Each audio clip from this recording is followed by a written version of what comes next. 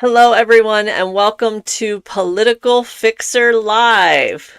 I'm your host this evening, Shawna Presley Vercher, and we have a lot to cover. In fact, I think we have so much to cover. This might be a slightly longer show than usual. We are definitely happy to be back after a week of whirlwind meetings throughout the East Coast. Took me offline last week. We are coming back with a lot of news, a lot to discuss, and I'm sure a lot of you will have questions and comments as well. If you are new to Political Fixer Live, it's really easy to get involved, and we want to hear from you. We have an entire team of people, our Political Fixer team. Tonight we have Sarah and Eddie and J Robot all on standby, ready to answer your questions and comments, and also to let me know what questions and comments are there. You can participate on TikTok or on YouTube. Let us know what your thoughts are on the subject. And the great thing about our Political Fixer family is that all of the viewers all around the world jump in and help with some of those questions as well.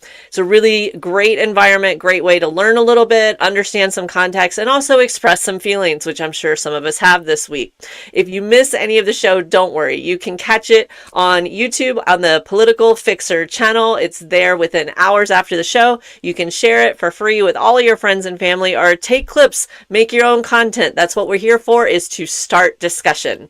So without further ado, let's go ahead and jump into our topics tonight. We have a lot to cover and a little bit of heavy stuff. I want to tell you, I know some of you listen to this while you're in the car or you're fixing dinner. We definitely keep everything PG to PG-13, even in our language, but we are going to get into some serious subject matter. So if you have little ears listening, then I just wanted to give you a little bit of a heads up about that. Again, we're going to keep it as PG-13 as possible, but some serious stuff has been happening. We just want to be mindful of that. We're going to lead off with one of, I can't even say it's our top headline this week. There's been so many, but I definitely think that it's something that we want to stop for a moment and give some coverage to, which is the shooting that happened at Florida State University, my alma mater, and also the location where a number of my daughter's friends are attending currently.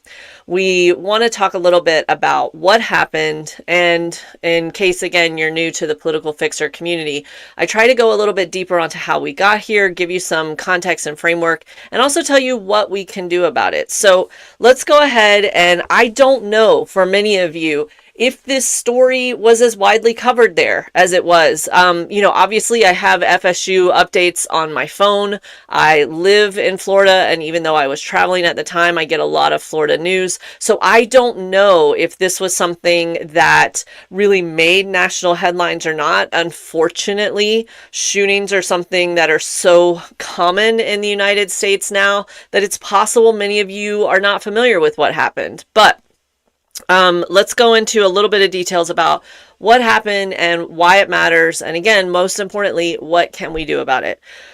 So we know that there were 6 victims that were injured in the shooting and 2 passed away.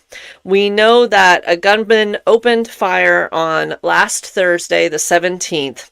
He was a former FSU student and the stepson of a Leon County sheriff. He used his mother's firearms, she is the sheriff, to gun down students and adults in, I believe, the student union. All right, we know that the 6 injured have been, I think 5 of the 6 have been released from Tallahassee Memorial Healthcare. Again, 2 passed away, and the 6th has been listed in good condition. So I'm thankful that there were not more injuries. But let me go ahead and give you a little bit of a timeline of what happened. At around 11 a.m., the gunman arrived at an FSU parking garage. He sat in his car for nearly an hour. At 11:51 a.m., according to surveillance equipment, he left the parking lot. He walked near the student union, and at around 11:56 or 57, then he fired the open shot, continued to fire the handgun. Police responded. They got a call at 11:58. That's remarkably fast.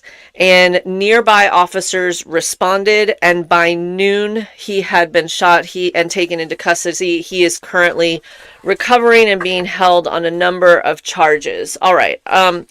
Why do I share that with you? We are talking about 11:51. He leaves the parking lot. All of this unfolded in less than 10 minutes. Less than 10 minutes. Okay. And it's very easy to say, well, there weren't a lot of victims. It's easy to feel like this was something that we can just kind of let wash over us as something that we deal with every day. But I want to take a moment and kind of humanize this for a second. They, out of privacy, did not release the names of the students who were injured, but a couple of them on their own came forward. And one of them in particular, I want to read you something that she wrote. Her name is Madison Askins. She, let me find her full quote here. She was shot and she says, I remember my parents telling me that I just need to play dead. I just didn't want him to shoot me again. So she laid down and pretended to be dead to avoid being shot again. Yes, she is recovering. She will never, ever heal from that. She will never mentally heal from that. Her parents, I'm saying this as a mom, they will never heal from that. We've already talked to parents that we know their kids go to FSU. My daughter's been communicating with people on different social media platforms and things to verify that everyone was okay. They are traumatized. They don't know what to do. This is something that it takes a while to process. In fact, one of the interviews of one of the young men who was nearby where the shots were fired, he ran and he fell into some bushes. He lost a shoe. He scrambled. He's literally scrambling for his life. That young man was interviewed on the news. That young man grew up with my daughter. They went to elementary school, right? If you have not gotten 1 degree away from these things yet, it's only a matter of time. And I know many of you have. Many of you have. So let's talk about people that were there who have gotten 1 degree away from this too many times. Too many times. And those are Parkland survivors. Because in addition to the students and faculty and vendors who were on campus and terrorized by this, then including some of the students that we have mentioned that were injured and impacted with their trauma, we need to also take a moment and acknowledge that there are Parkland kids that are finishing up their senior year, who, most of them based on the age, who are going to FSU and who went to Parkland during that shooting. So now this is their second school shooting. This is their second school shooting. And I want to take a moment and share some of this because it is so important. There's a gentleman named Jason Levy, and he was a freshman at Marjory Stoneman Douglas in the building when the shooting happened in Parkland. And his response, talking about the trauma and just being thankful he was farther away this time, that he wasn't actually in that building. He's now studying psychology, and he says it's just disappointing that it feels like nothing has changed and nothing will continue to change.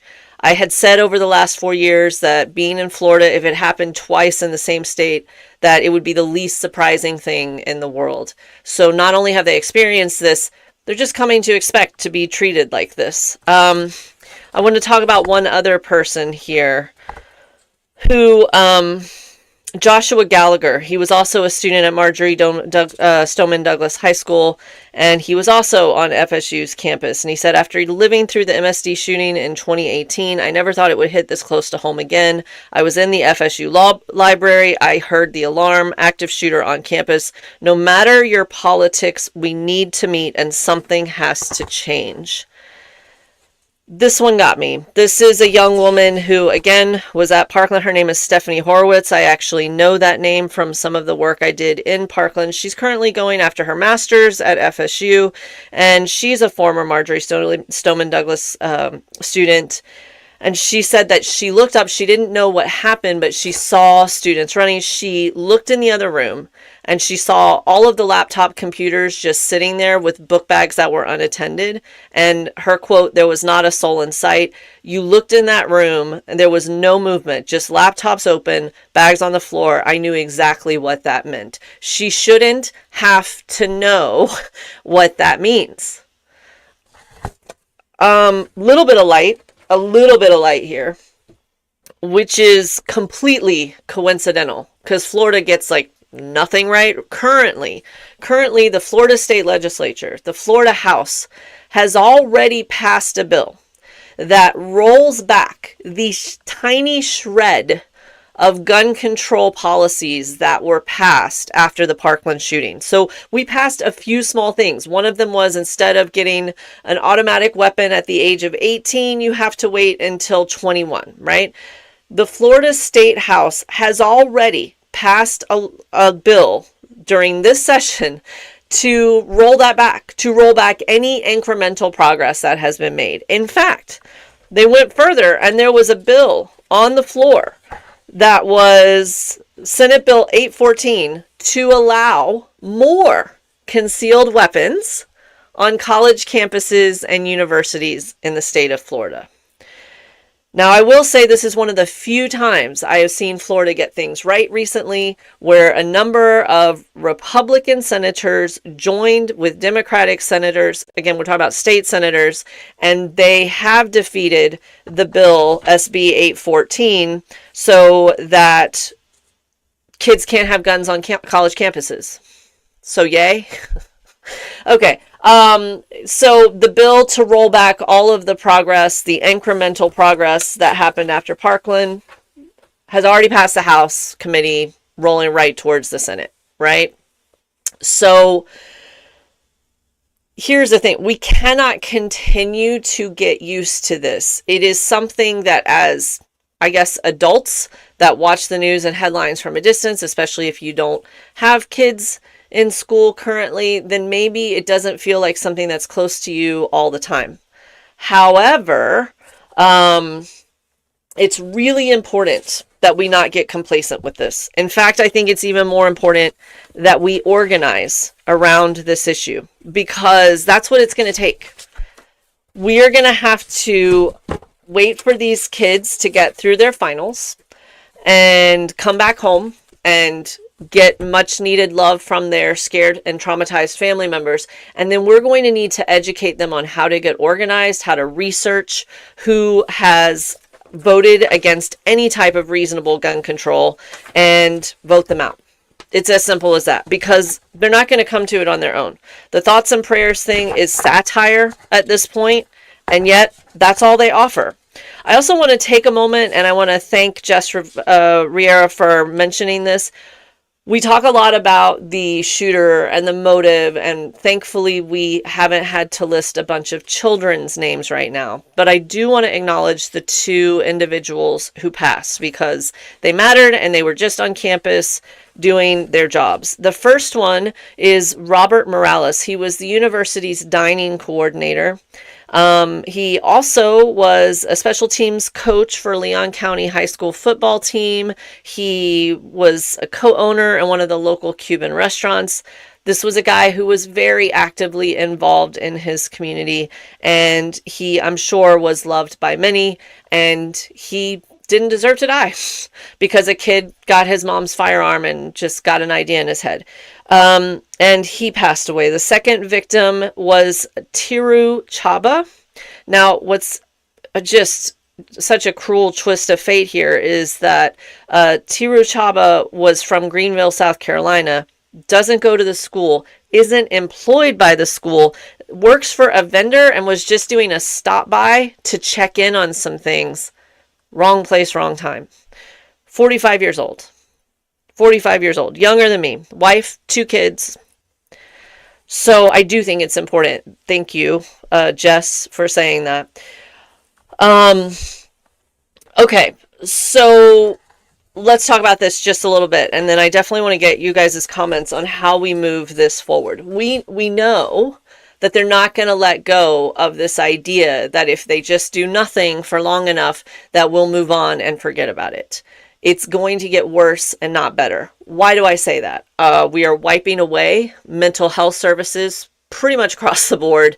And in addition to, and I'm talking about across the country, and some of those include veterans mental health services. We just heard today that they are also going to significantly cut the funding for the 988 suicide hotline. They're going to do nothing to curb the possession of weapons and the ready access to automatic firearms.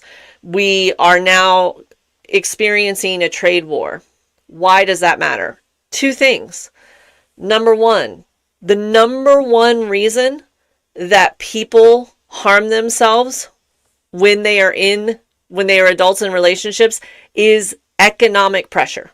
So number one reason. The number one reason is some sort of economic pressure. So that's not good. And the second thing is, and this might seem like a couple of dots to connect, but bear with me here. We get a lot of our prescription drugs, particularly our what do we call them? Like the white label, the generic pharmaceuticals. We get them from other countries, and we're expecting significant shortages. And that includes a number of medications that are used to help people with severe trauma, depression, mood swings, etc. And a lot of these prescriptions, when you're taking them normally, they're great. But if you have to start and stop, they are extremely dangerous, right? So we are just throwing fuel on an already existing fire. So Catherine is mentioning Ethan's Law. Ask for secure firearms in homes with youth. Yes, that is something that should be a no-brainer. I love that. We need to start assembling these. And I know you're mentioning Newtown Action Alliance. I know that there's Moms Demand Action. I understand that a number of organizations are already working on this. But those of you on social media on a Tuesday night or whenever you end up watching this, like, you have audiences, you have communities, and it would be great if we knew enough about this and we could share some of this information with our own audiences and ask them to ask for not just something generic like gun control that sounds big, it's obtuse, and to some people it sounds scary, and I understand that. I am from Texas. I understand that. No one wants to take away all of the firearms on the planet. That's not what we're saying. We're saying we would like to protect people from those who should not have them, who we know are dangerous. One other quick thing I want to go over here. Hold on one second. This is really relevant. I don't want to dwell on who the shooter is and like sensationalize him, but I do want to mention one other quick thing, which is could have seen it coming. Could have seen it coming. Okay. We essentially know because it happened. It was in Florida and he was recovered and successfully captured alive. We know, young white male. We know that. So here's what we are learning about this young man, besides being the son of a local sheriff. He once got kicked out of a political club for espousing too much white supremacist rhetoric. He got in trouble at Tallahassee State College in political roundtable clubs for far-right and white supremacist rhetoric. He had a fascination with Nazis and other hate groups. In fact, he used a drawing of German Nazi, I'm not going to say his name here, as his profile photo when he was gaming. He would talk about one day being someone's personal bodyguard and having death squads. This kid had not one warning sign. He had every warning sign. And we aren't equipped to deal with that. We're not equipped to deal with that. So, first of all, thank you for talking about such a heavy subject. I know that it's hard, but I think it's really important. And I think we need to do something about this. We cannot lose sight of what's happening with so many other federal headlines and so many messes to clean up. Unfortunately, some of the original messes still remain, and we're making them worse. And one of those is gun violence.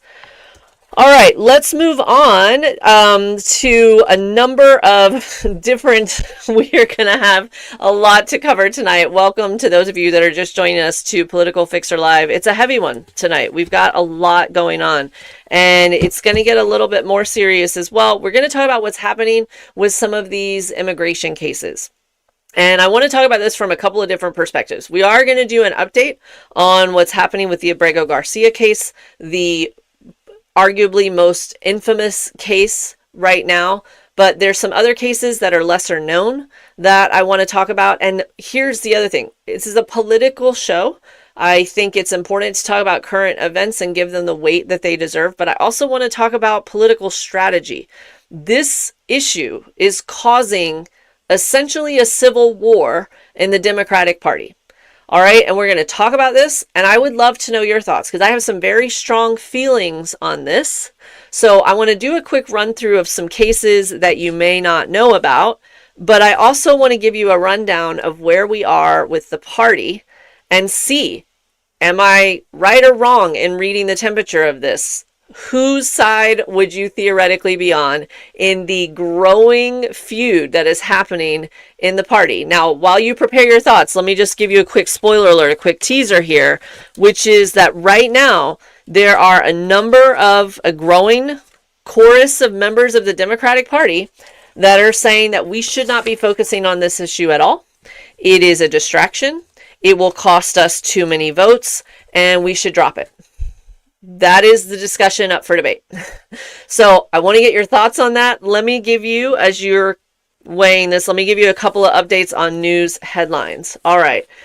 Before we dive into this, I want to just thank everyone for all of the likes. We are already at over 19,000 likes. And considering the fact that it's been a tough week and we are talking about some pretty serious stuff, that means a lot to me that you're sticking with us and you still support this level of conversation and discourse. I also really want to thank Veronica and Catherine, Divine AF Girl, Jeremy Wheeler, Guava Girl, all of you that are sending gifts. I see, is it Pumpernickel? I cut your name off there, right? So this really matters to us. We really work hard to try to bring you more context. There's so much news happening and yet not a lot of information out there. So we try to leverage this as an opportunity to go a little bit deeper, provide some thoughtful conversation, and then try to end on a positive note with some action. Let me tell you before we move on to the immigration side, I'm not going to give you a lot of details now because we're still working on this. We've been in contact with a couple of people around the state and we're going to extend it beyond Florida. But we are going to be offering organizing training, particularly to students, and they're welcome to bring their friends and parents with them on how to organize around key issues that impact them as we get ready for the midterms. We're going to be traveling again, starting in Florida with everything going on and because we're here, but we are organizing tours around the country to bring organizing training.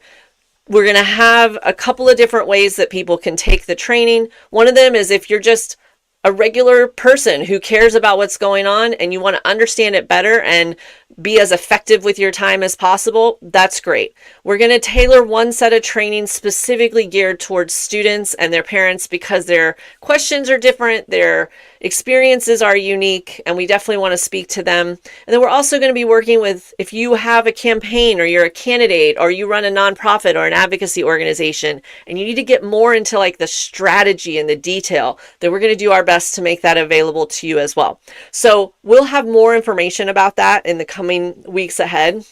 We've got the training all ready to go, and we're working on where to start and which cities to go to. So if you're someone that would like this to come to a city or town near you, or if maybe you want to host something online, we would love to do that. It could be you and some friends, your local Democratic club, a group of people that, you just know that care about things. So here's what you can do.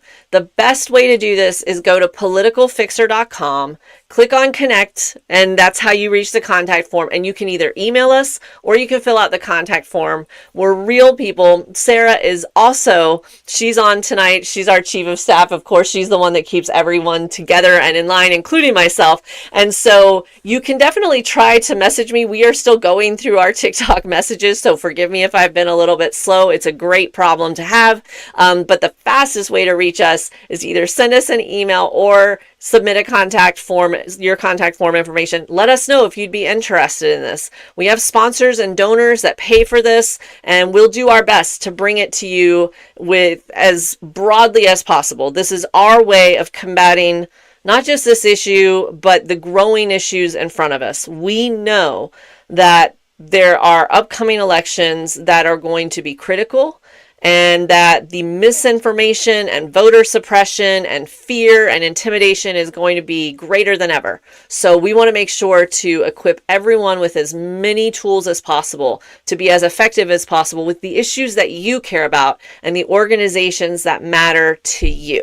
So again, that's politicalfixer.com, and that's our way of doing something. We've got other ways as well that we're rolling out soon, but I felt like we can't end on a really sour story like that that's so upsetting and not show you how we are fighting back. Again, I am Texan and also an FSU grad, so this one hit home. Also, for those of you that don't know, I worked in Parkland after the shooting for over a year and worked with victims, first responders, and their families, and nothing prepares you for that. And I was arguably 3 degrees removed from everything, and it still was life-changing.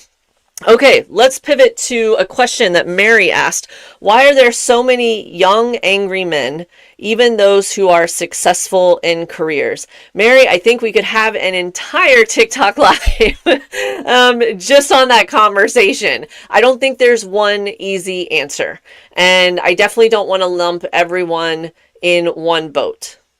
I think it's really a delicate topic, but I think that we have created a culture of insecurity, lack of really any safety nets or guardrails to catch those kids who are struggling before things get really dire. You have kids that have toxic masculinity in their lives from a lot of different angles, and they don't really know how they're supposed to behave or how they're supposed to handle these feelings. And on top of that, we have a number of ways that promote aggression and violence, and we do nothing to provide coping mechanisms, including, yes, mental health care to deal with very real problems. There are arguably so many things going on that it's very difficult for an adult who has lived for decades, who has an amazing support system, to hold it together. I am not saying that those who perpetuate these crimes should not be held accountable. I'm saying we've committed ourselves to a system that allows it to happen, and we watch them not just fall, but just jump into those cracks that we have created. It's one of my favorite headlines by The Onion, which is, nothing can possibly be done about this, says the only country where this regularly happens. Also, it's the guns, it's the guns, it's the guns, it's the guns. It is, right? It's one thing to have a really bad day and go punch a punching bag in your garage. It's another to have a bad day and look up and see an entire suite of firearms ready and there for the taking. It just is. And again, Texan, I own firearms. I want people to feel safe and to go hunting and all those things. It's not the same as what's happening. It's just not. And we're refusing to acknowledge that. And every other country has this figured out. Every other country. So yeah, it's a complicated issue. But I know that while we can't fix it overnight, there's incremental changes that we can make. We can remove certain weapons of war from regular people having them without any oversight. We can create an insurance program and lock boxes and all of these requirements similar to when you own a car, and make sure that we have some oversight and safety for the general public's welfare if you are going to own weapons. We can enforce training restrictions. We can remove firearms from the people that have been convicted of violent crimes and abuse. There are so many things that over 80% of the country agrees on, and the reason that we're not doing it is because of knuckleheads that are currently in charge. So that's about that. Okay. So I have just a fun question that came in, which is T David 101 said, what are your thoughts about Stephen A. Smith for 2028? I have been seeing this come up in so much chatter. I don't know how this was started. I am all for everyone getting involved in the political process. I think we've all seen what happens when you allow a TV personality to think that they can pretend to be a president. I don't necessarily think that's an experiment that we are successful at right now. And though I have a tremendous amount of respect for Stephen A. Smith, in some ways, I would like to remind everyone at home that I am a huge football fan. I watch a tremendously unhealthy amount of analysis. I don't even agree with that dude on most of what he says about football, so it would be hard for me to back him as a candidate. Forget religion and difficult life-saving issues when it comes to football. I don't know if I could get past it. I don't know, but I'm curious to know if he's actually considering it. That said, anyone that gets people to wake up, anyone that gets involved for the right reasons because they want to make a difference, I'm all for it. But great question, T. David 101. All right, let's go into this immigration topic. Again, it's a little bit dark, but there's some positive glimmers here that we can take away. But let's start with one huge thankful moment. Abrego Garcia, as of a couple of days ago, actually alive. And I did not want to say anything before because I didn't want to, why put that out in the ether? But I was genuinely concerned.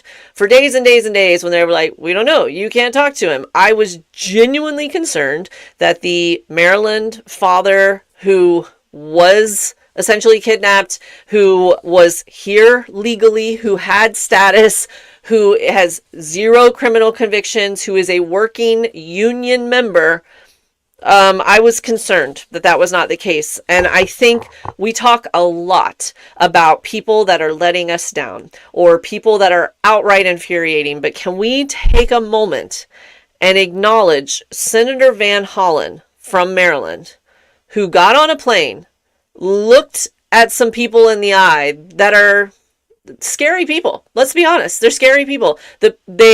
The people right now who are accepting cash in exchange for holding other people in these prisons, if you want to call that, work camps, what have you, right? Like, this is serious stuff. We've all seen television and movies. We know this could have gone terribly, terribly awry.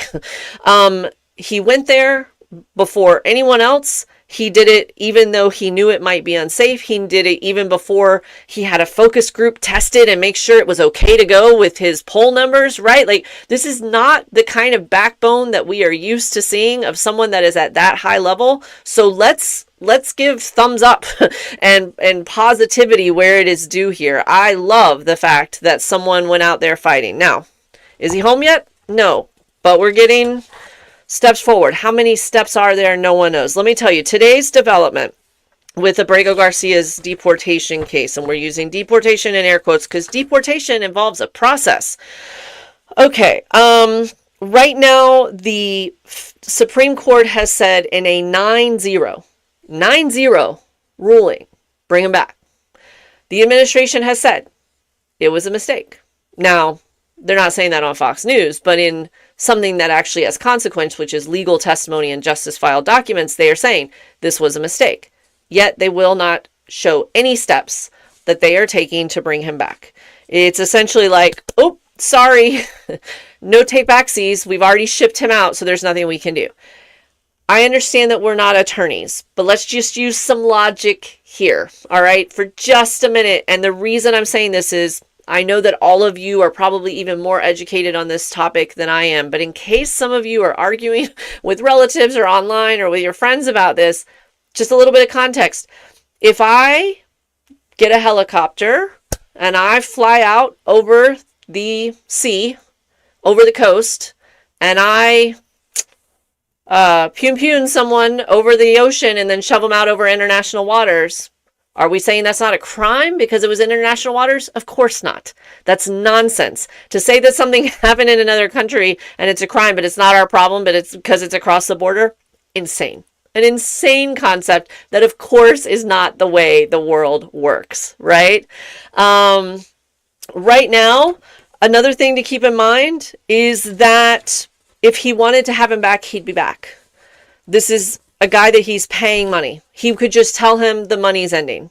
And how do we know that he could get him back? Because he's already worked to get that guy, Andrew Tate, who is wanted for a list of actual crimes. He got him back from another country. We know he can do it. So the judge also knows he can do it. So the Supreme Court said, bring him back. The federal judge is going to supervise this day to day. The federal judge said, give me day-to-day updates. And they were like, nah. So that judge is losing patience. I want to read you something that the judge said. Oh, here we go.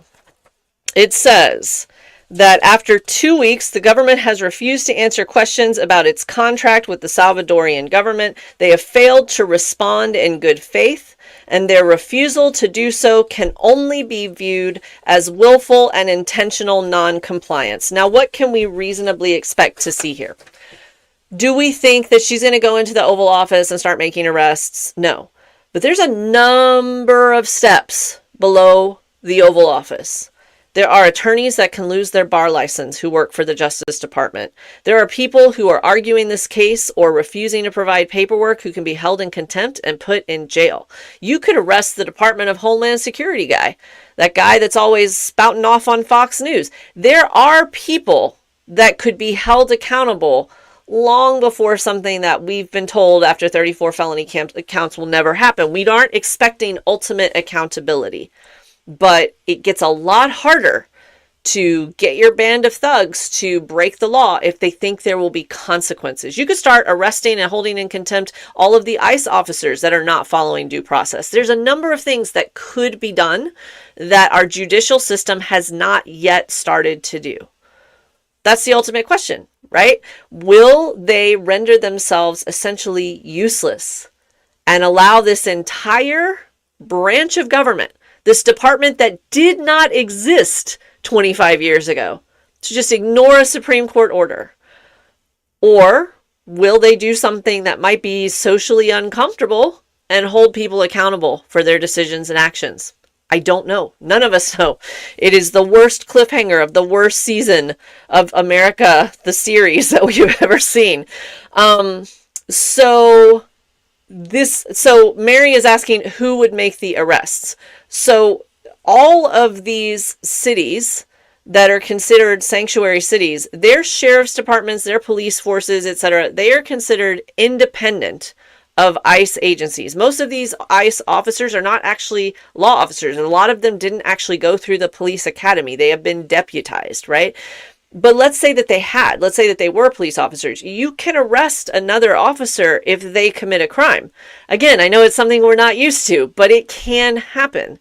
So it wouldn't take something that would be a huge act of Congress to hold people accountable. It would take one state attorney, one federal judge, one governor with a state National Guard or a sheriff's department or a city's police department that is willing to do something to step up, right? So, okay, 75 Corvette is saying, say hi to JoJo. She got banned from arguing with MAGA people. I don't know what that means, but I'm really sorry to hear that. Thank you for telling me hi from JoJo. If there's anything we can do to support you, please let us know. And, protect and preserve your own mental health, but it's hard right now. Okay, I want to cover a few different immigrant stories that aren't getting as much coverage. And then after I give you a quick rundown of just a glimpse of those stories, I do want to go to the topic at hand, which is what should we, and I'm not assuming that all of you are Democrats. We welcome people from a lot of different backgrounds here, but I am a Democrat and I care deeply about how this party is going to stay relevant / become relevant again, arguably, especially in times like these. So that's the topic I want you to keep in mind. Let me give you a little bit more about what's at stake. All right.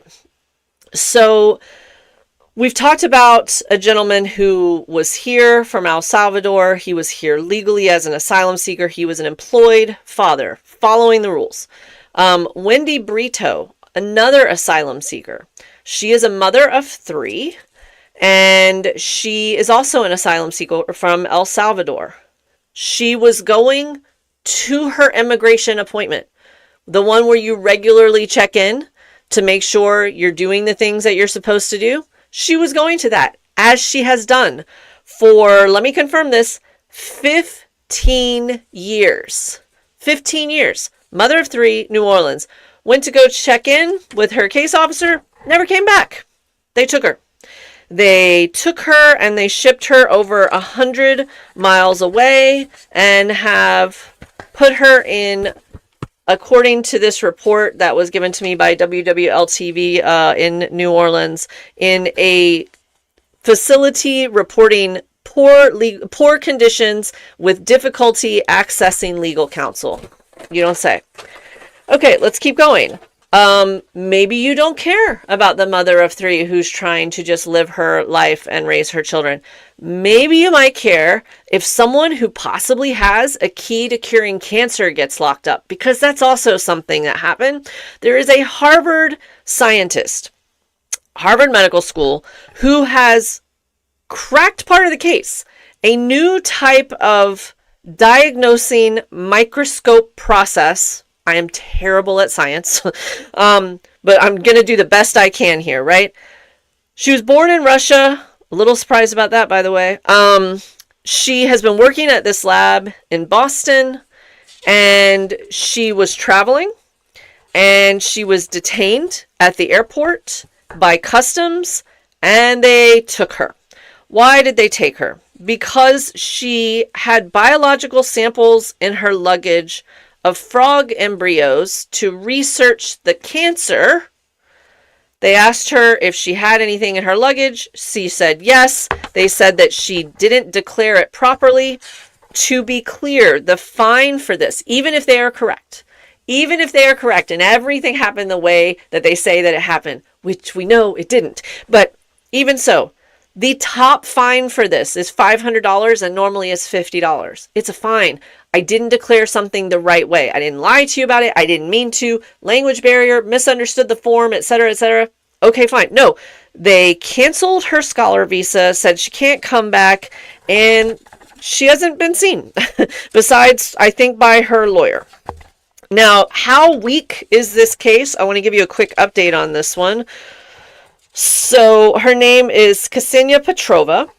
She is a Harvard scientist, and the U.S. judge said that here's how bad this case is.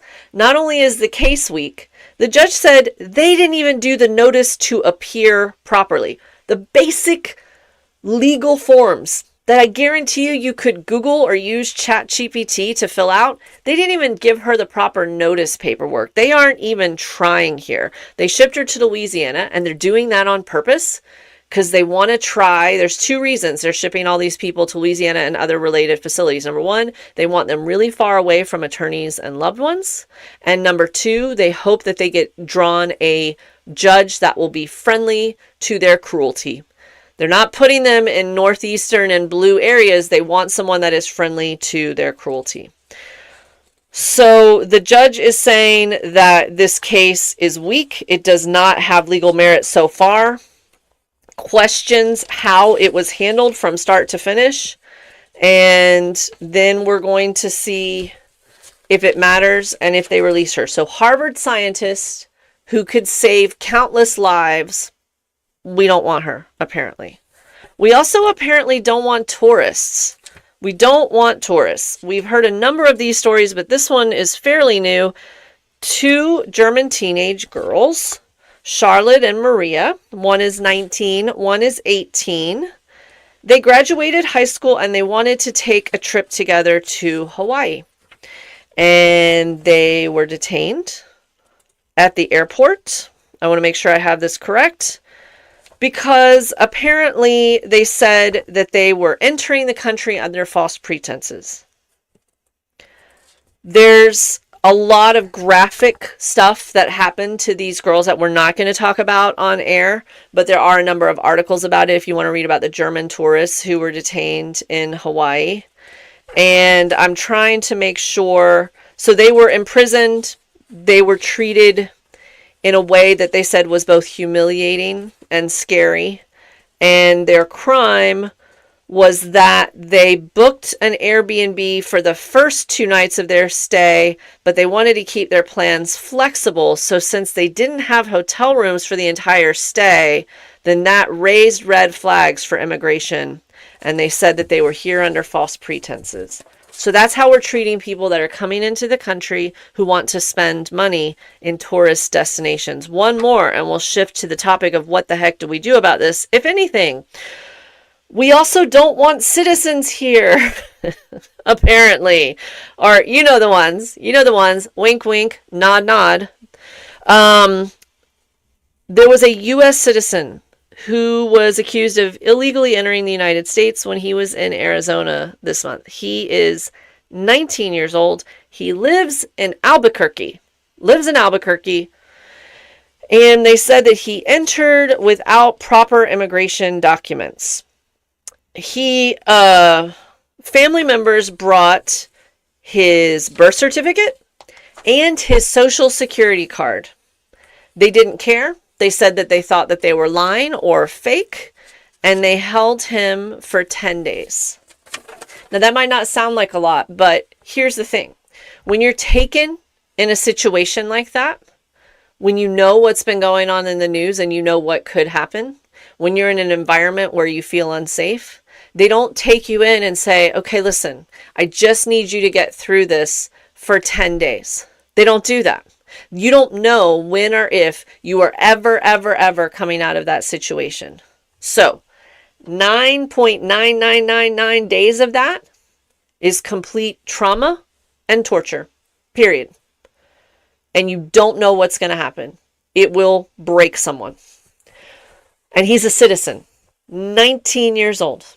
19 years old. So I've told you all of this because then I want to ask you if you agree with certain Democrats like Amy Klobuchar, who said that they're picking on this case and this man because they want, meaning the current administration, they want us to keep this in the news.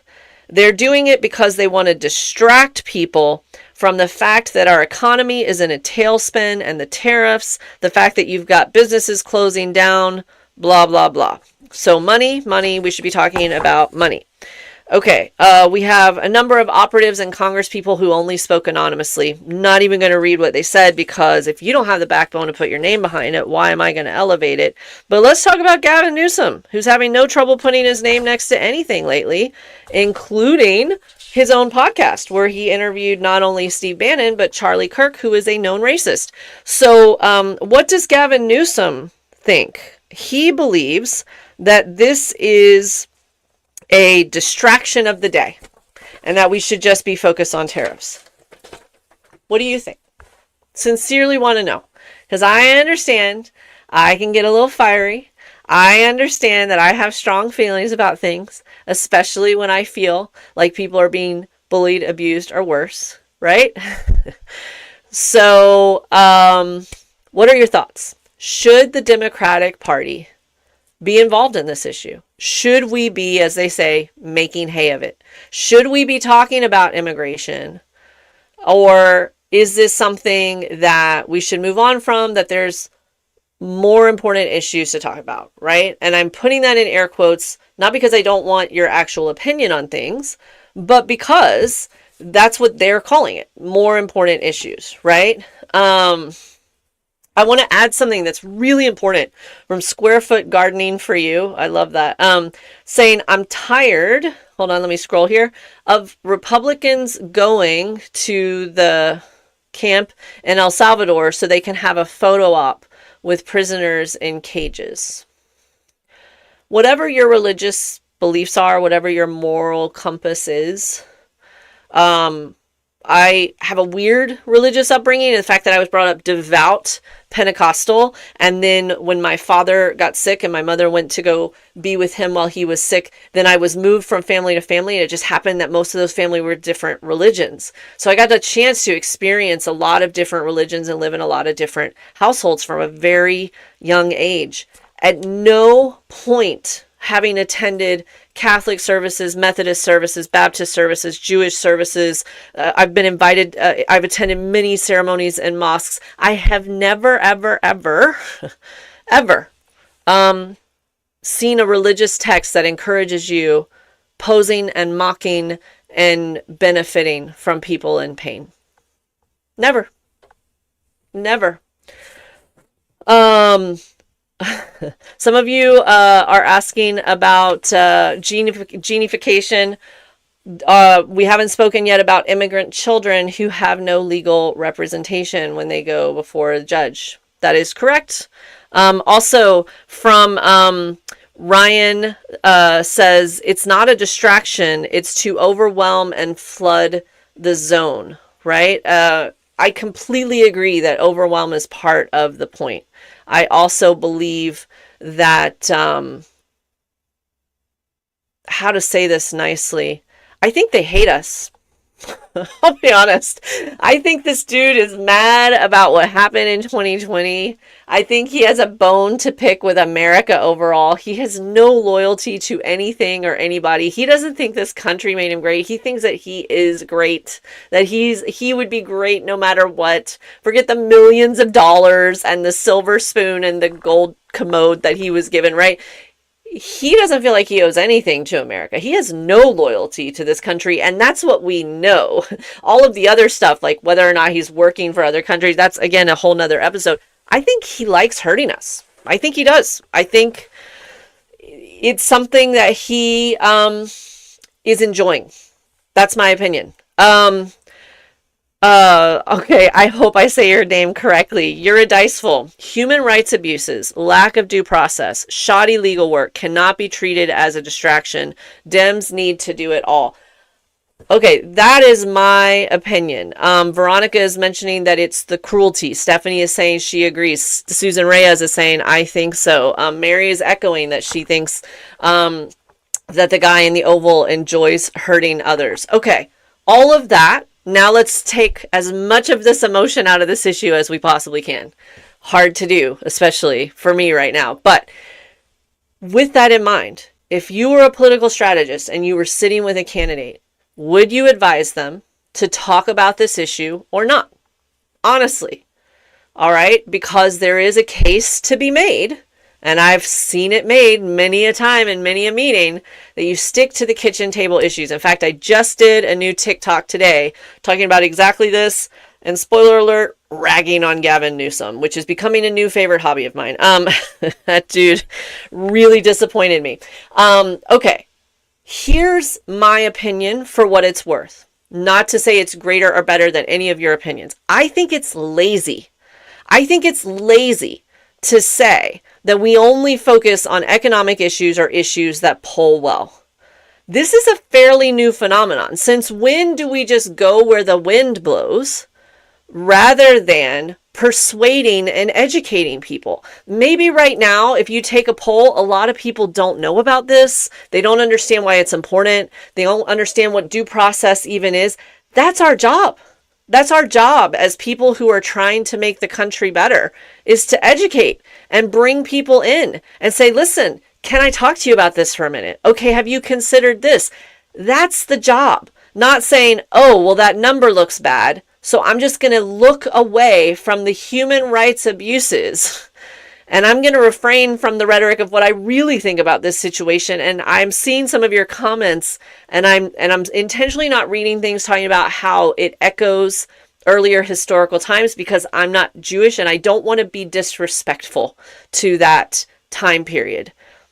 From a historical perspective, I will acknowledge there are a number of horrifying parallels, but I don't want to insert myself in an inappropriate way and disrespect those people who actually, their family members experienced things in real life that we are discussing offhand. So that's why you will see me refrain from that, not because I don't agree with the sentiment, right? I want to see here, because there's so many comments. I see Jojo saying, I think as an advisor, you cannot tell the candidate to focus on immigration only, but integrate it. Really great point, Jojo. It doesn't have to be the only thing you talk about, but to ignore it, to look away. quick point on this. The people that are speaking out are getting rewarded. They're getting the cookie, right? So Senator Van Hollen was on every Sunday major news channel, right? For doing the right thing, arguably. Maxwell Frost has increased his airtime. Cory Booker received significant airtime, and rightfully so, when he stood up for people and did the hard thing on the Senate floor. He didn't know if he'd be mocked or laughed at or what would happen, and yet he took a chance and he received a lot of air coverage and support and a bolster to his career. It shouldn't be the reason that you do something like this, but people are getting acknowledged. Look at what's happening with AOC and Bernie Sanders as they travel around the country, right? People are showing up. They're opening up. I don't understand why we're slow to pick up on the fact that we, as voters, want them to fight, right? JoJo's again saying, yes, the people who are taking the risk, stepping up naturally. Yeah, to them it is. I think it's natural. I still think there's a risk we need to acknowledge, and it's probably uncomfortable, right? You don't know what's going to happen, and you're putting yourself out there, and I guarantee you they're catching hell for it behind the scenes from some of the older guard. I guarantee it. People that are saying, how dare you, right? Mary, I want to thank you so much for being a new subscriber. I want to thank all of our TikTok family. I want to say hi, of course, to our YouTube family. You can catch us on Political Fixer on YouTube now as well. But it's our TikTok family that absolutely kicked off our Political Fixer lives. Before I acknowledge all of you, I just want to close up this topic, though. Definitely feel free to keep the conversation going. And I go through and read as many of your comments as I can after, because they go so fast here. I see someone saying it's stepping up that matters.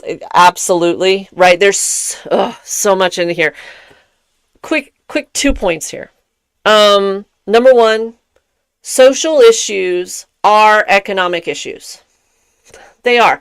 They shouldn't have to be, but they are. How are we going to advance on research, science, technology, and be competitive as a university structure if we can't take the best minds from all around the world? How are we, I say this as someone who resides in Florida, how are we going to keep our very fragile economy afloat if while we're shutting down all kinds of businesses because of tariffs, we're also shutting down huge portions of the tourist economy? Who the heck would come here? If you're someone who is a parent, imagine you live in like Ireland and your kid's like, hey, I just graduated. I want to go to America. How many buses would you lay down in front of to stop your kid from getting on that plane? Think about that. I would have nightmares between the shootings and the ICE detentions and the craziness. I wouldn't want people to come here, right? So we're killing our economy with all of this stuff. It shouldn't matter, but it is worth saying that when you talk about economic issues, these are also economic issues. Hey, Rachel is talking about World Talk. Rachel, I'm so glad you brought this up. I love World Talk. You just search the hashtag World Talk and you find all of this really great conversation from around the globe. And hold on one second. Live is saying that they need to verify that I'm a human. So let me put together the little puzzle and make sure that they know that I'm actually here talking to all of you lovely people. Okay, I have completed the mountain landscape. Okay, so I want to scroll back to what Rachel was saying was on World Talk, they're not coming here. It's going to take years to gain their trust back. Honestly, Rachel, that's an evergreen post that you could apply to 80 different situations right now. Mary says, I have family in Europe. I wouldn't recommend them coming here. Leah, hard of hearing creator. And if we cannot cross over state lines without being stopped, that is very disconcerting. And Leah, if I'm taking you to be literal that you're hard of hearing, that type of thing also scares me, because we talk about a lot with people with English as a second language. But what if you have some sort of situation where communication might have a barrier to it? How could miscommunication cause someone to be in a more dangerous situation? That is terrifying to me, right? Just, Ryan says all topics are integrated: economy, immigration, human rights, health rights. They are not separate. I agree. I don't understand why we can't get our messaging together. So I want to give you one more quick point, and then we're going to pivot to action, because we always want to leave on action here. Some of you are bringing up due process. I like to say innocent until proven guilty. A lot of people don't know what due process is. So when you're talking to people and you're trying to explain it, you might want to consider using phrases that people might more readily understand, like innocent until proven guilty. Or if you have a better one, I would love the suggestion. But that's something I noticed, is that some people have been asking, what is due process? So just a note to all of us who are creating content. But the guy currently occupying the Oval said, we cannot give everyone a trial because it would take 200 years. We would need hundreds of thousands of trials for hundreds of thousands of illegals. Yes, that's how it works, dude. So, okay. There's a Southern saying, don't ever argue with an idiot, because people watching can't tell the difference. And that's how I feel every time I read a quote from that guy. That's how I feel like I sound like an idiot, right? Oh my goodness. All right.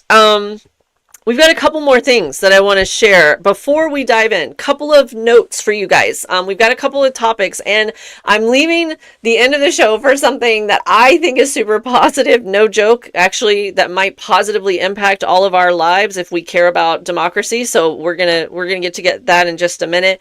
Few things. If you have ordered books, the book is out. We did a pre-sale a couple of weeks ago. We just heard from our publisher, and we will have those books this weekend, so I will be signing them. If you ordered a hardback autographed copy, you will be getting it ASAP. I'm very excited. They're almost here. So thank you for your support. For those of you that have not had a chance to do this, please go to Political Fixer Shop. This is a fearless voice.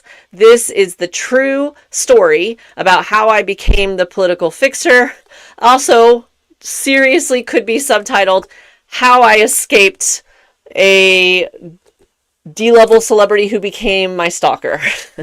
Lots of stuff here. I became someone who went from behind the scenes in the justice and advocacy system to someone who became re-victimized by it, transformed my entire life, and I'm learned to what do they say, learn to love the lesson and leave the pain.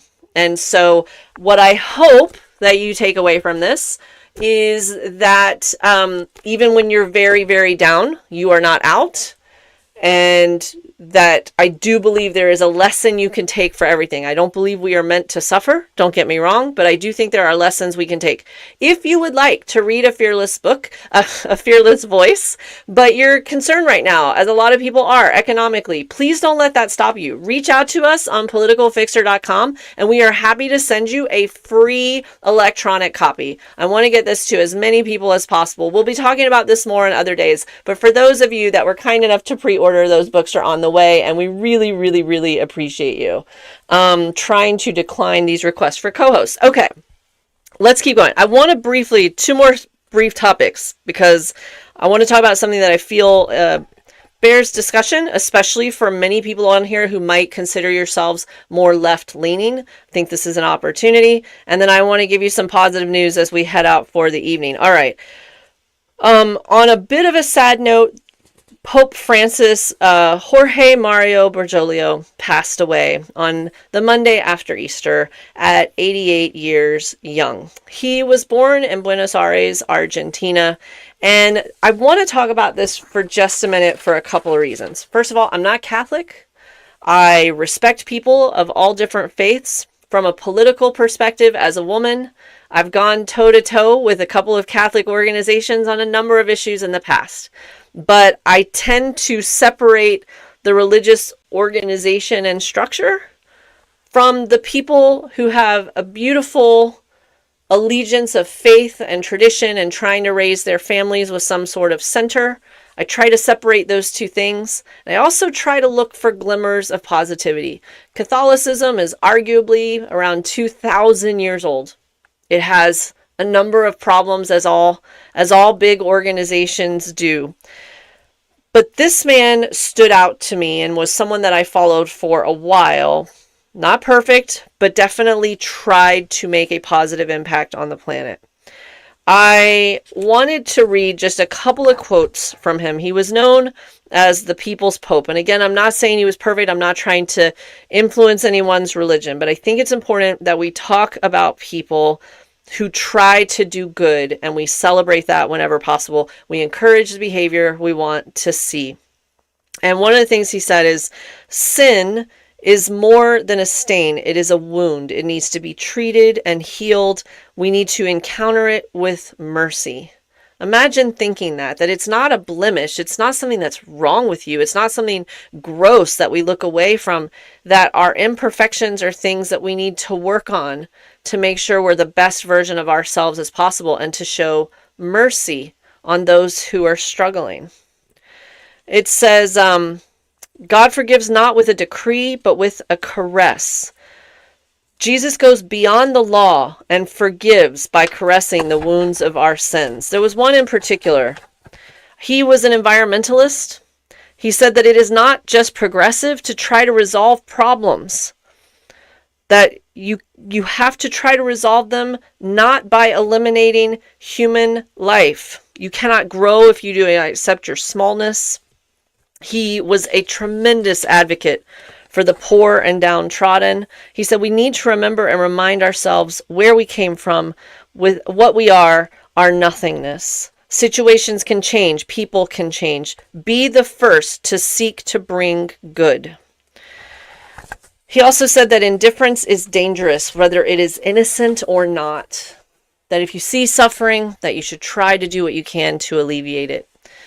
So, for those of you that might not realize this, the former President Biden was the first Catholic president that we had since JFK. I believe only the second Catholic president in our nation's history. And he, of course, issued a statement from he and Jill saying he commanded us to fight for peace and protect our planet from a climate crisis. He advocated for the voiceless and the powerless.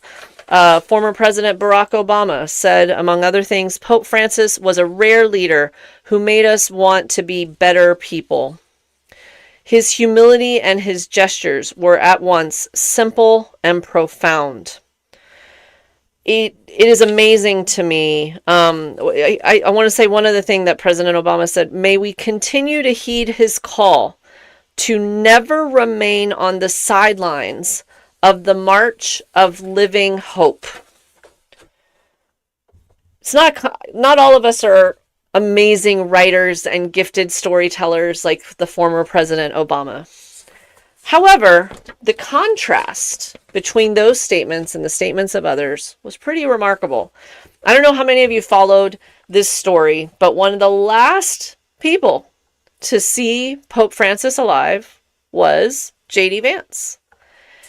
And J.D. Vance had a number of conversations with the Pope over recent years, particularly about how he was speaking about immigrants who came to this country. And in fact, hours after Pope Francis met with J.D. Vance, he crafted a statement as part of his Easter sermon.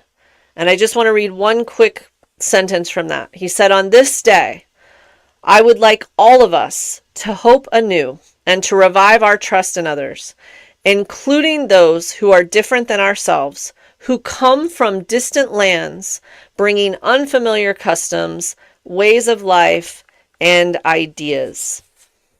That was a direct address to what's been happening with immigration.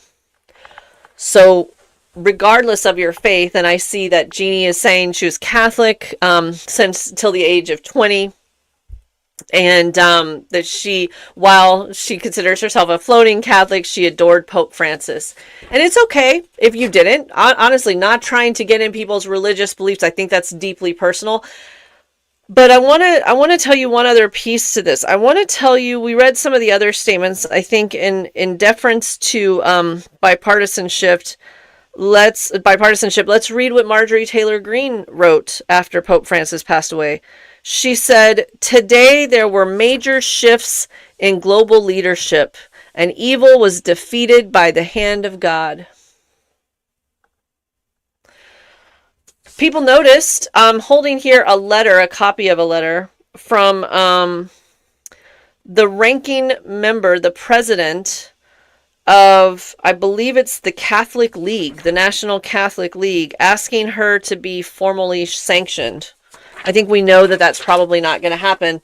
Why bring this up? Okay, a few things. First of all, anytime someone passes, I think it's really a good idea to stop. And if there's someone significant, think, what can I take from this moment? How can I reflect on their body of art or what they gave to the world or tried to give to the world? And how can I reflect on that for a moment and take it in? And if you're interested, I found a number of, all you have to do is Google like quotes from Pope Francis. And there's a number of things that might give you a little bit of comfort or encouragement or even fire to keep going no matter what your background or religion is, right? And so, yeah, I'm seeing that there's some healthy discussion that's happening here, which is great. Just make sure everybody stays friendly to my political fixer family. So that's one reason. But here's another reason. We talked about how the Democratic Party is struggling to find its identity, essentially. We don't know what issues we want to fight for, which issues we don't collectively. I'm not saying you all don't. You all are pretty certain in your values and beliefs. But the other thing is we are not comfortable stepping into communities of faith and framing conversations around that. We're just not. I think that's something that President Obama was extremely comfortable with. While President Biden was definitely a man of faith, unquestionably, he also kind of held that to be more of a private part of his life. He didn't often refer to a lot of scripture and things just offhand. It wasn't his style of talking points and things like that, right? This is an opportunity for us to go to people in our lives and say, listen, whatever your background is, whatever your religion is, it has certain core values of kindness, reaching out to your neighbors, doing for others, feeding the hungry. And that ain't it, right? We need to start, in my opinion, framing more conversations about, yes, economic opportunity and economic cost, of course. Democratic ideals, meaning the democracy, yes.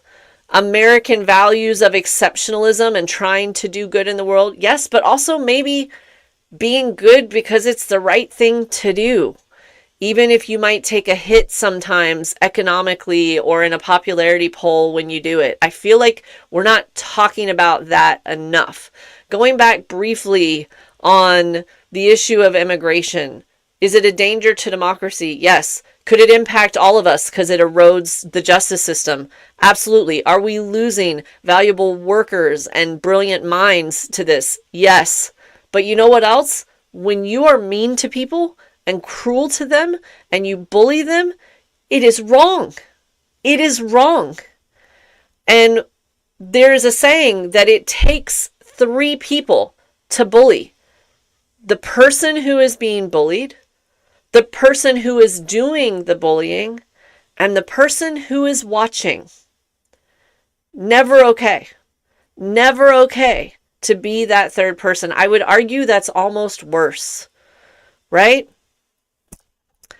So, yeah, I think we need to start thinking about that a little bit more as we are waiting for our leadership to get their act together, as you're thinking about how to have important conversations with people, how to create your own content, how to impact your own communities, how to counsel and mentor people in your own lives at whatever level. Just kind of, hopefully this helps you a little bit with, hey, tune out all the noise for just a second and maybe go just a little bit deeper on who do we want to be. Because regardless of your faith, you got to think if we stick to that, it will somehow work out. If we know who we are, we stick to what our moral compass is, where they say to go, we support each other, and we work hard and fight for what's right. We got to think that's got to be enough. We've got to believe that. Okay, let's talk about something super positive. Now we talked about not judging you, whatever your religion. We've talked about Catholicism. We've talked about Christianity. We talked about a lot. This has been, again, a deep show. And thanks so much for sticking with me. We are at nearly 60,000 likes. And I want to thank so many of you for just being so supportive of this program, of the content, and of each other. I'm seeing the comments go there. I want to say hi to Kelly Frazier, who's hopped on and said, we need to go back to the golden rule. Yes. But, with one notable exception, instead of treating people how you would like to be treated, I guess in today's day and age, it would be about treating people how they would like to be treated, right? That's not too hard of an adjustment to make most of the time. So again, on the theme of not judging you based on your beliefs, if any of you are spiritualists or Wiccan, then I encourage you to get your sage sticks on the ready, because something evil might be leaving the Beltway. I'm talking about Elon Musk. Elon Musk might be packing his bags and leaving Doge for good. Why? Because his actual job, the one that has paid him an ungodly amount of money to perform as an actual executive that sells stuff that people want and don't die in, Tesla, yeah, they announced their earnings report. Let me tell you something. I'm not an economics major. I enjoyed it. I enjoyed studying it. I like reading about it. I'm learning more about stuff in recent days, probably more than I ever wanted to know about tariffs. But I know that this is bad. All right, let me give you some numbers. Quarterly revenue for Tesla, quarterly, just the last few months, down 20%. Oh, does that sound bad? Profits were down 71%. Explain to me what other job you can have where you tank a company by 71% and they are not handing you a little cardboard box with your stuff in it, right? How? Okay, so he said that he had a big announcement. Don't worry about this earning call we're going to have. Pay no attention to these numbers. I've got a big announcement. And I guess his big announcement is that he is, quote, stepping back from Doge. He said, starting next month, I'll be allocating far more of my time to Tesla. And for some reason, that was considered to be good news for people that are invested in Tesla. I mean, dude, I don't get it, but okay. So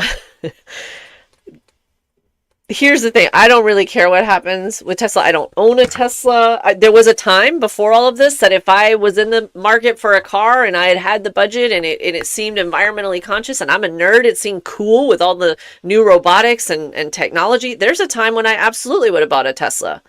Those were the before times, right? Before we knew about him. So, whatever. Tesla's a company. It's going to do what it's going to do. But this is good news for all of us, because this dude comes in and breaks stuff. And here is the difference between Musk and the guy that officially holds the title behind the desk in the Oval Office. He actually knows how to break stuff. He can get into the code, or at least have his little minions do it, right? He knows what to look for. He knows how to mess with books and numbers and data. This guy knows where our points of pain are. And I'm telling you, he also has an axe to grind, right? So it is really good news if he is not paying attention to us. Right? And, Jen Affinity is saying, Jen Affinity Stone, I love that. Even though they told the judge he was not involved with Doge, right? It's like truth is a construct, I guess. I don't know. I don't know, right? Now, Veronica is making a good point that the damage has already been done, right? And Jojo's echoing that. He's already got our info.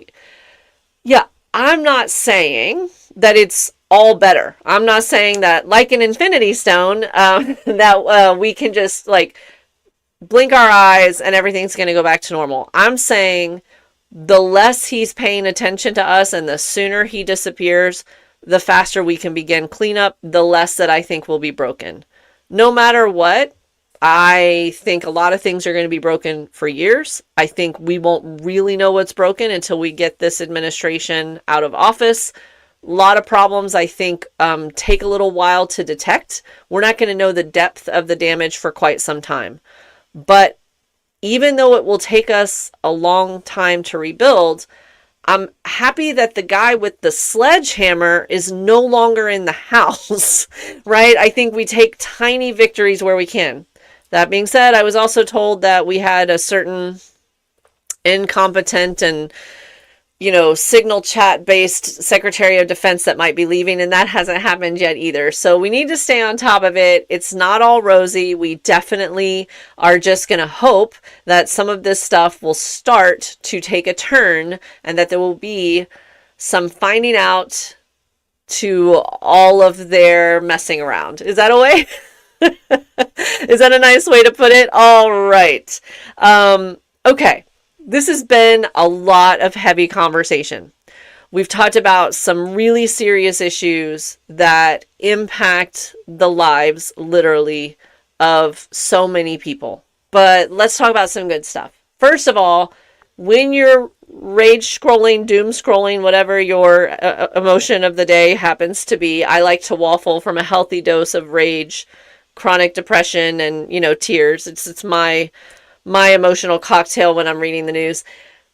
When you're doing that, stop for a second and realize you're not by yourself. You're not the only one that thinks that you have entered Alice's Wonderland. You have all of us and so many other people, including millions of people who again showed up in droves on a holiday weekend on the marches that we saw across the country. They didn't get a lot of press coverage, but the numbers were still huge. Millions of people showed up. You're not by yourself. And there are people that are using their time and entering this space and other spaces to try to find ways to support each other, to get answers and feel better educated about things. Hopefully, I hope that's something that you get a little bit out of. And also to say, what can we do about it? I want to make sure that we celebrate what everybody else is working on. So we talked a little bit about getting involved in doing training and going to politicalfixer.com and signing up for that. But here's the other thing. We are going to be launching programs and content specifically to highlight things that all of you are doing. So I want you to think of projects you're working on or organizations that you're affiliated with or just people that are doing the right thing that would benefit from a platform like this that we can give shout outs to. We're going to give you more information about that in the weeks ahead, but that is a big part of what we want to do moving forward, which is to acknowledge and celebrate the work of others. So make sure that you start looking around for the friendly helpers and the people doing awesome work, including yourselves. Don't be shy. If you're doing something awesome, we want to hear about it. We want to support you and we want to help you as much as we can. All right, so I want to ask you a couple of questions and ask you for a little bit of a commitment as we end the day. No, I'm not going to ask you for money. Don't worry. This isn't like I'm signing off of a ministry, though we did talk about some serious moral issues. We quoted a pope and we talked about religion. So it came very close to being a sermon, but yet. First of all, thank you so much for over 70,000 likes, especially on a night like tonight after a week that's been very, very tough. I want to sincerely thank you for all of your love and gifts and support. It means a lot to myself and my team. But I want to ask for a couple of commitments for you, right? From you. The first is I want you to please commit to yourself that you will take really good care of yourself this week. There's an energy that is shifting and things are starting to get darker and darker. And I think part of that is we're starting to see more things unravel, more wheels falling off the bus, so to speak, with a lot of what they're doing. And it's starting to feel like it's hitting at a faster pace. But possibly, arguably, maybe worse is the media is starting to pick up on that. And so they're amplifying a lot of these stories. On the one hand, yay that they're finally covering some of this, right? I want to give acknowledgement where it's due. A lot of times I'm complaining that they're not covering things. But from a human perspective, it's really hard to take a lot of that in. And you all are trying to stay informed and educated and engaged, and I celebrate that. I do, but please make a commitment to also take care of yourselves right now, okay? Really, really important. And then the other thing that I would love from you that I want to ask you all for the next time we get together, which will be next Tuesday at 9 p.m. Eastern on TikTok and on YouTube live at Political Fixer, is I want you to start thinking about how we can reach out to other people and get tools in their hands to where they can help us organize. More specifically, if I asked you to think of 3 friends and say, hey, listen, I want to try to create some more content, or maybe host a community coffee and talk about things, or agree to sign up and volunteer for a candidate in upcoming elections over the next 6 months, or something, just one single action, who would be on that friends list? Who would you reach out to? Who would you pick up the phone and call or email or message on one of the socials, right? And the reason is because hopefully we'll be able to put a lot of cool, fun, even with the tough subject matter, yes, fun, tools in your hands to do exactly that. I think that these tools are very powerful, that us being together like this on social media is extremely powerful, which is one of the reasons they attack it constantly. They're scared of it. And I think we can really work together to organize and grow our community of support and help each other moving forward. So think about who that might be, that you might invite to the table in one way or another. Thank you so much on behalf of myself and the Political Fixer team, Sarah and J Robot and Eddie and so many others that are not here tonight, but there's so many things. Cynthia Fontaine, Psychic Medium, saying, Rhode Island Attorney General wants to come on your podcast. Yes. Okay. You probably sent this to me in DM, but Cynthia, I will reach back out to you, and absolutely we'd like to have him on the podcast. And Veronica's saying she posts daily. Willow is expressing appreciation. Veronica's signing off. Mary is saying some positive words of encouragement, right? So yes, absolutely. We've got a lot of homework ahead.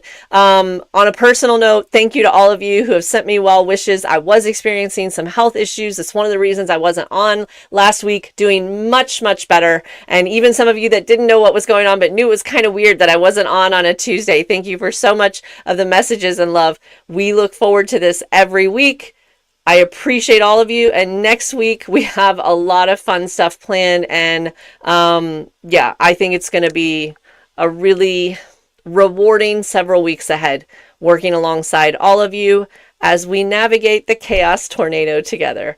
Please take care of yourselves, take care of each other. And I'm Shawna Presley Vercher, the Political Fixer. I will see you all very, very soon.